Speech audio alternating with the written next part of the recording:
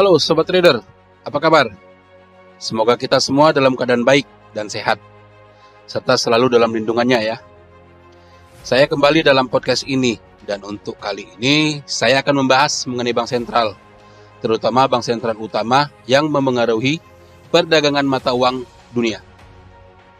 Dan ini akan berlanjut dalam beberapa sesi ke depan ya. Pada podcast sebelumnya kita sudah membahas mengenai apa itu bank sentral beserta perannya. Jadi untuk podcast kali ini saya akan membahas mengenai Bank Sentral AS yang dikenal dengan nama Federal Reserve System atau Federal Reserve saja, atau bahkan hanya disingkat, hanya disebut dengan The Fed. Oke, kita masuk ke topiknya. Jadi Federal Reserve System atau The Fed ini didirikan pada tahun 1913 oleh Kongres Amerika Serikat. Langkah dan kebijakan The Fed sangat berpengaruh besar ya pada nilai mata uang, terutama dolar AS yang banyak digunakan dalam transaksi yang melibatkan dolar AS. Federal Reserve sebagai bank sentral Amerika didirikan untuk menciptakan sistem moneter dan keuangan yang stabil serta fleksibel bagi Amerika pastinya. Secara umum tugas The Fed ini menetapkan kebijakan moneter dan mengawasi aktivitas ekonomi agar kondusif dan efektif untuk melayani kepentingan publik. Dalam upaya The Fed untuk memenuhi tugas ini, The Fed menjalankan 5 fungsi utama, di mana yang pertama, The Fed mengharapkan dan mengupayakan lapangan kerja maksimum, serta stabilitas harga dan suku bunga moderat untuk jangka panjang. Yang kedua, The Fed berupaya mengurangi resiko jika terjadi dan memungkinkan untuk menciptakan sistem keuangan yang stabil. Lalu yang ketiga, The Fed juga mengembangkan keamanan dalam lembaga keuangan. Selanjutnya yang keempat, The Fed mengupayakan keamanan pada sistem pembayaran dan penyelesaiannya. Dan yang kelima, The Fed menganjurkan perlindungan konsumen melalui sikap pengawasannya. Dalam pelaksanaannya atau dalam menjalankan operasionalnya sehari-hari, negara dibagi menjadi 12 distrik Federal Reserve yang masing-masing dilayani oleh Reserve Bank yang didirikan secara terpisah. Distrik dan anggota bank sentral beroperasi secara independen, namun tetap diawasi oleh Dewan Gubernur Federal Reserve. Oke, mungkin kita bertanya-tanya, apakah The Fed itu suatu lembaga milik pemerintah? Atau gini, pertanyaannya, siapa pemilik The Fed? Lembaga pemerintahkah? Atau bukan? Jadi yang perlu diketahui adalah bahwa The Fed ini sebenarnya lembaga swasta atau publik. Dewan Gubernurnya terdiri dari badan pemerintah, sementara bank-bank sentral itu sendiri memiliki struktur seperti perusahaan swasta. Bank anggota memegang saham dan mendapatkan dividen. Wow. Siapa ketua Federal Reserve? Nah, untuk saat ini Federal Reserve dijabat oleh Jerome Powell. Jerome Powell menjabat sejak Agustus 2019 yang akan menjabat di kantor ini. Oke, selanjutnya siapa yang memimpin Federal Reserve? Federal Reserve ini dipimpin oleh seorang ketua. Sejak Agustus 2019, ketua Federal Reserve dijabat oleh Jerome Powell, yang sebenarnya telah menjabat di kantor ini sejak 5 Februari 2018. Dia menjadi ketua The Fed ke-16 yang menduduki posisi tersebut, menggantikan Janet Yellen yang saat ini menjabat sebagai Menteri Keuangan AS, dan akan menjalani masa jabatan 4 tahun. Sebelum pengangkatannya, Powell menjabat sebagai anggota Dewan Gubernur sejak 25 Mei 2012. Saat ini, dia juga menjabat sebagai Ketua Komite Pasar Terbuka Federal atau FOMC, Federal Open Market Committee, yang menangani kebijakan moneter. Tadi ada saya sebutkan ya di atas kalau negara dibagi atas 12 distrik Federal Reserve. Apa aja sih ke-12 distrik Federal Reserve itu? Ya, ke-12 distrik Federal Reserve itu ada di beberapa negara bagian. Yang pertama itu ada di Boston, New York, Philadelphia, Cleveland, Richmond, Atlanta, Chicago, St. Louis, Minneapolis, Kansas, Dallas, dan yang terakhir San Francisco. Mungkin ada pertanyaan, bagaimana cara The Fed mempertanggungjawabkan fungsinya?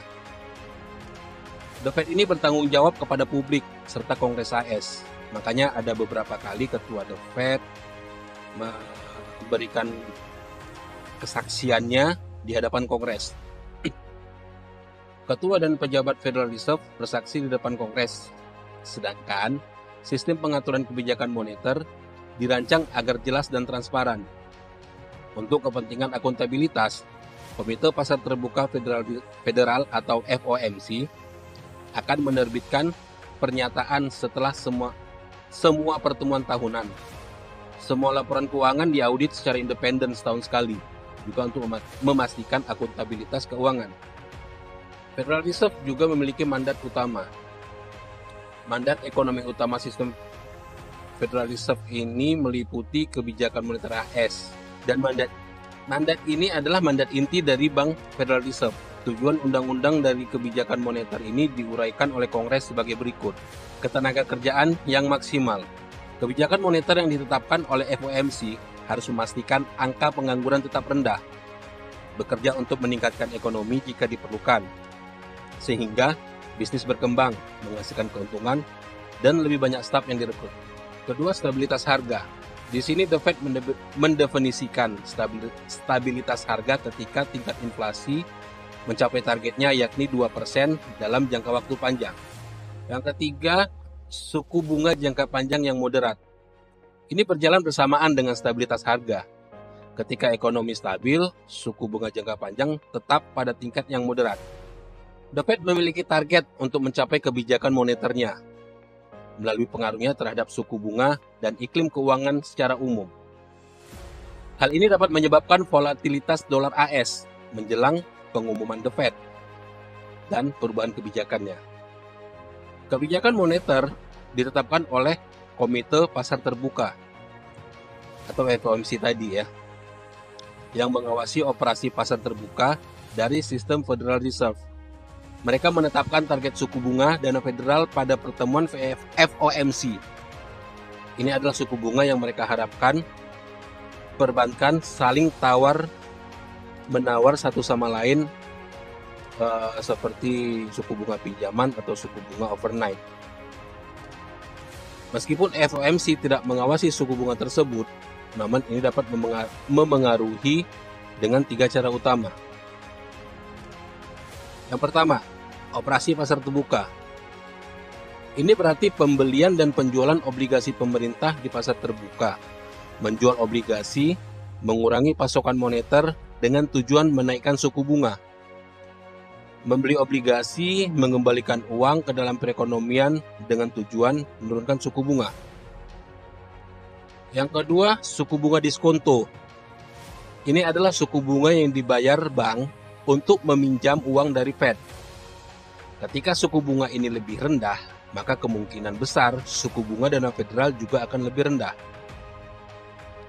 Yang ketiga itu ada syarat dana cadangan. Bank perlu menahan beberapa persentase tertentu dari deposit nasabahnya untuk menutupi penarikan. Ini adalah persyaratan cadangan. Ketika ini dinaikkan, bank tidak dapat meminjamkan banyak uang dan harus meminta suku bunga yang lebih tinggi. Bisa diturunkan, bank dapat meminjamkan lebih banyak uang dan meminta suku bunga juga turun. Lalu bagaimana suku bunga dana federal memengaruhi pergerakan dolar AS? Oke, suku bunga The Fed, juga dikenal dengan suku bunga dana Fed, ditetapkan oleh Dewan Gubernur Federal Reserve. Suku bunga saat ini dan ekspektasi perubahan suku bunga di masa depan jelas mempengaruhi nilai dolar AS.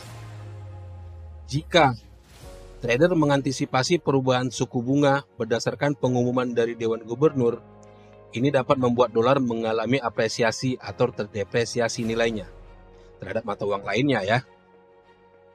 Ya, sebut saja seperti Euro USD, GBP USD atau USD JPY.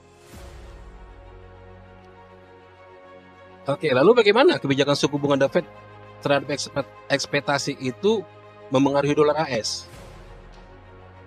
Jadi di sini, ketika ada ekspektasi suku bunga naik, sementara The Fed menahan suku bunga, maka dolar AS akan terdepresiasi atau turun. Selanjutnya, ketika suku bunga diharapkan turun dan The Fed masih menahan suku bunganya, maka dolar AS akan terapresiasi atau naik. Lalu bagaimana jika pasar mengharapkan The Fed menahan suku bunga? Nah, untuk kondisi ini, jika The Fed menaikkan suku bunga, maka dolar AS akan menguat atau terapresiasi. Namun, jika The Fed malah memangkas suku bunganya, maka dolar AS akan turun atau terdepresiasi. Ya, kurang lebih seperti itulah. Tapi memang ya seperti itu sistemnya yang berlaku di pasar saat ini ya. Oke, Sobat Trader, itu tadi pembahasan saya mengenai Federal Reserve. Apa itu Federal Reserve, apa perannya, apa tanggung jawabnya, dan bagaimana kebijakan The Fed dapat mempengaruhi nilai tukar dolar AS. Jika Sobat Trader ingin bertanya atau masih ada yang belum dipahami, Sobat Trader masih bisa menanyakan kok. Dengan ya komen aja di bawah. Nantikan podcast kami selanjutnya ya, masih mengenai bank sentral juga. Tapi bank sentral negara lain. Bank sentral negara mana itu? Ya, tunggu aja podcast dari kita. Sampai di sini dulu podcast dari kami kali ini. Tetap jaga kesehatan ya. Oke? Trade by yourself and safe trading.